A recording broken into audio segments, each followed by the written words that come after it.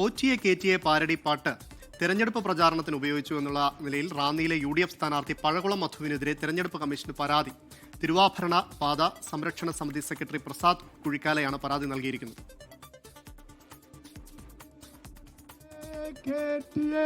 സ്വർണം ചമ്പായി മാറ്റിയേ, പോറ്റിയെ കേട്ടിയെ സ്വർണം ചമ്പായി മാറ്റിയേ, സ്വർണ്ണപ്പാളികൾ മാറ്റിയേ ശാസ്താവിന്ധനമൂറ്റിയേ, സ്വർണ്ണപ്പാളികൾ മാറ്റിയേ ശാസ്താവിന്ധനമൂറ്റിയേ, പോറ്റിയെ കേട്ടിയെ സ്വർണ്ണപ്പാളികൾ മാറ്റിയേ.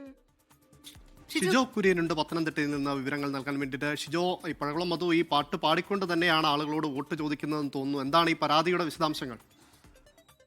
പ്രവിധ, റാന്നിയിലെ UDF സ്ഥാനാർത്ഥി പഴകുളം മധു ഇന്നലെ തന്നെ നമ്മൾ സംസാരിക്കുമ്പോൾ അദ്ദേഹം പറയുന്നുണ്ടായിരുന്നു മണ്ഡലത്തിൽ പ്രധാന പ്രചാരണ വിഷയം ശബരിമല തന്നെയാണ് എന്നുള്ളത്. അതിന്റെ ഭാഗമായിട്ട് കൂടി തന്നെയാണ് ഇപ്പോൾ ഈ പോറ്റിയെ കേറ്റിയെ സ്വർണം ചെമ്പാക്കി മാറ്റിയെ എന്നുള്ള പാരടി ഗാനം സ്വന്തമായി പാടി പ്രചരണം നടത്തുന്നത്.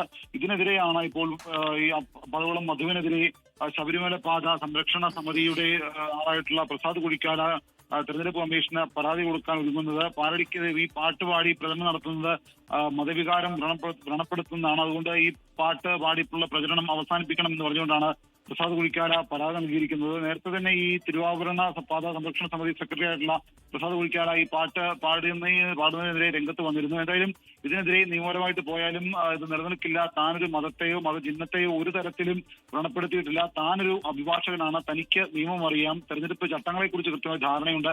അതുകൊണ്ട് ഇത് LDF സ്ഥാനാർത്ഥിയും LDF ക്യാമ്പും തനിക്കെതിരെ ദുഷ്പ്രചരണം നടത്തുന്ന ഭാഗമായിട്ട് കൂടിയാണ് ഇത്തരം പ്രചരണങ്ങളെന്നാണ് UDF സ്ഥാനാർത്ഥി പഴകുളം മധു പറയുന്നത്.